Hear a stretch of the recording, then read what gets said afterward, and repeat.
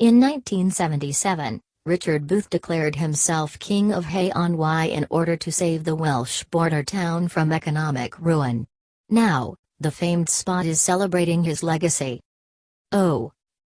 On April 1, 1977, second-hand bookshop owner Richard Booth donned a homemade crown, marched through the streets of Hay-on-Wye, and declared himself King of Hay outside the gates of the Welsh town's Norman-era castle. Holding a regal scepter fashioned from brass plumbing and with the freshly stitched green and white flag of the new Kingdom of Hay flying behind him, Booth informed amused residents and press that with himself as king, independence from the United Kingdom would encourage tourism and revitalize the town's declining economy. Booth was a showman and a businessman. He saw an opportunity for publicity.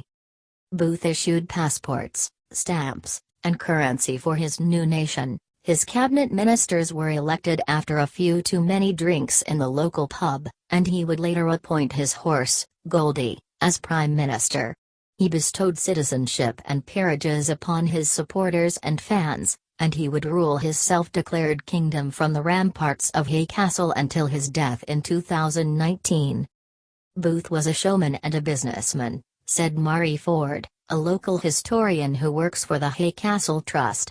He saw an opportunity for publicity. The Declaration of Independence was part of that keen sense of publicity, his eccentric and iconoclastic streak, and his love of attention. The bookseller's bold bid for independence revived the fortunes of an ailing town.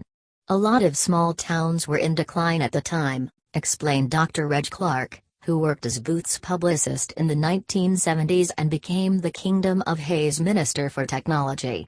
The decline was happening in small Welsh towns everywhere. People in rural areas would get an education, but then they would move out and get jobs elsewhere. Booth's marketing ploy brought an influx of curious tourists and bibliophiles to Hay-on-Wye, allowing the second-hand book market to flourish. With a population of just 1,500, the town remains home to some 20-plus bookshops and hosts the United Kingdom's largest literary event, the annual Hay Festival.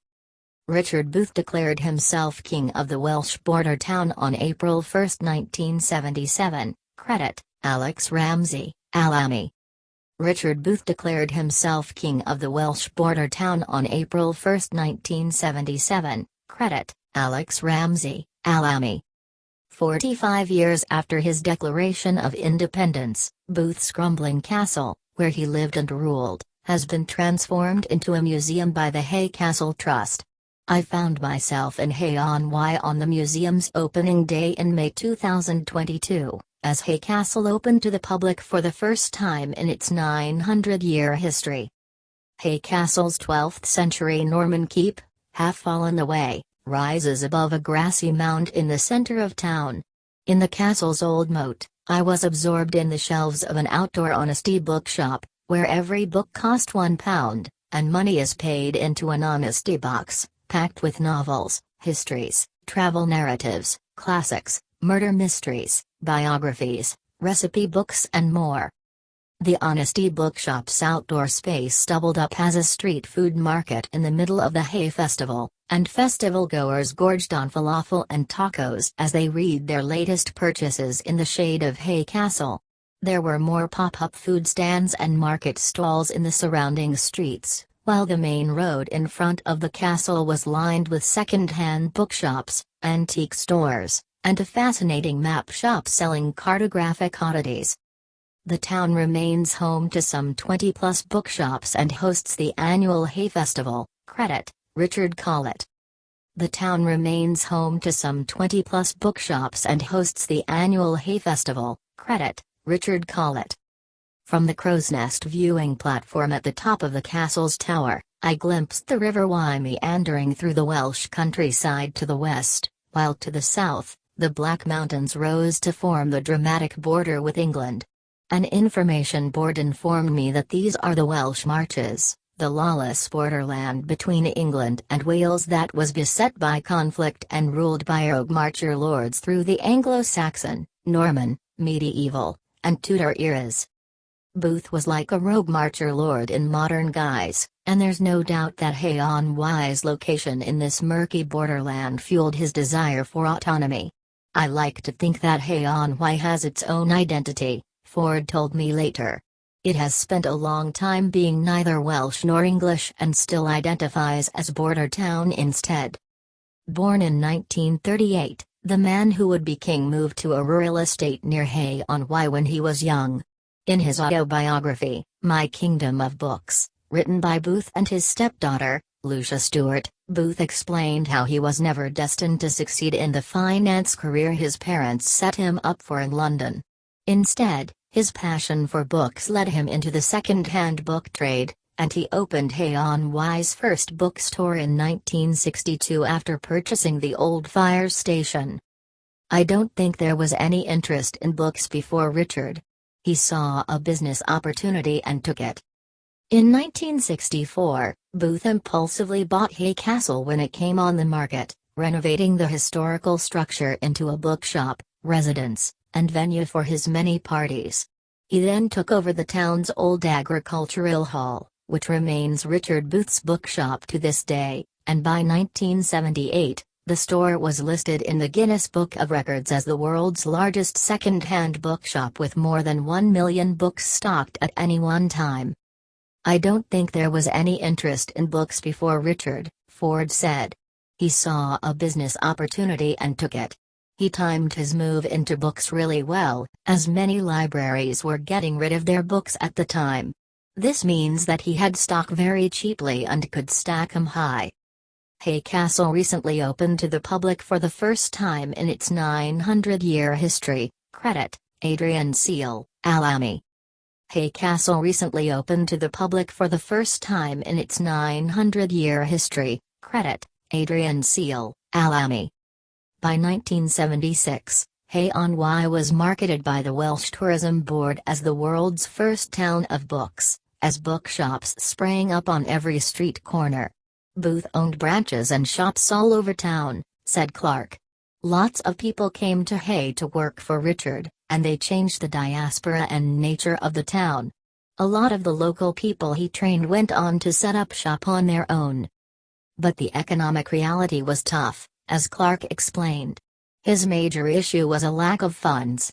With second-hand bookshops, things were always lurching from one disaster to the next. That's just the nature of that sort of business. Increasingly disillusioned, Booth believed that government policies were abandoning rural market town economies in favor of new and larger supermarkets and out-of-town shopping centers. "I would be Richard Coeur de Liver, the monarch with more pages than most." As Booth's personal financial situation became ever more precarious, he decided it was time for drastic action, so in 1977, Booth informed a visiting reporter he met in the pub that Hay is going to be independent of Britain. "I would be Richard Coeur de Liver," Booth wrote, "the monarch with more pages than most." April 1, 1977 was an unusual day in Hay-on-Wye.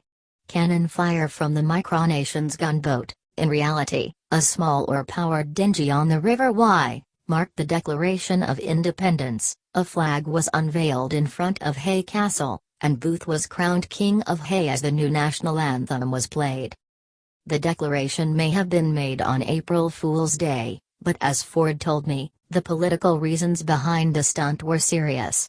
"Personally, I do not think that Booth wanted to be king in any literal sense," she explained. "I would say that he wanted to be king in the sense that he wanted to be listened to and taken seriously, as he had strong opinions about how the rural economy could survive in the climate of the late 20th century." Richard Booth's crown jewels are on display at Hay Castle, along with the Independence flag and other Kingdom of Hay memorabilia. Credit, Richard Collett. Richard Booth's crown jewels are on display at Hay Castle, along with the Independence flag and other Kingdom of Hay memorabilia. Credit, Richard Collett. Visiting Booth's former home, now a museum, I started off exploring the newly opened galleries devoted to Hay Castle's centuries-long history. I was instantly drawn to the top-floor room that contains the Richard Booth collection. Booth's crown jewels are protected by a glass cabinet, The original independence flag hangs on the wall, and there are Kingdom of Hay stamps, currency, and passports on display. Although the United Kingdom never recognized Booth's bid for independence, he did receive ambassadors and support from other micronations, including the Principality of Hutt River, a self-declared micronation in Western Australia, and the Free Independent Republic of Firstonia, a micronation formed, also in 1977, to protest the demolition of local houses in London. Reporters and press flocked to the Kingdom of Hay, and the publicity reinvigorated Hay-on-Wye's economy as tourist crowds gathered to visit the quirky town of books ruled by a king. But not all in Hay-on-Wye were happy with Booth. When he declared independence, it didn't necessarily go down well with all the local folks, said Clark.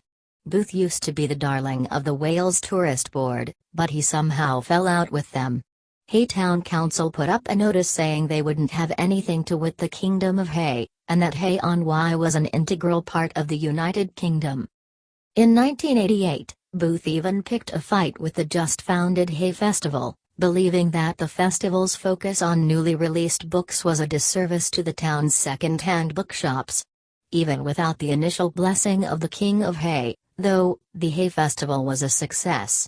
It's now the largest literary event of its kind in the UK, and its return in 2022 after a COVID-19 hiatus saw some 500 events staged across 2 weeks, with 600 speakers and 200,000 ticket sales. By 1978, Richard Booth's bookshop was the largest second-hand bookshop in the world, credit, Richard Collett. By 1978, Richard Booth's bookshop was the largest second-hand bookshop in the world, credit, Richard Collett. Booth passed away on August 20, 2019, but the Kingdom of Hay continues. There is a lineage for the king, said Ford. In 2018, Richard Booth declared his succession, and Ollie Cook as his successor.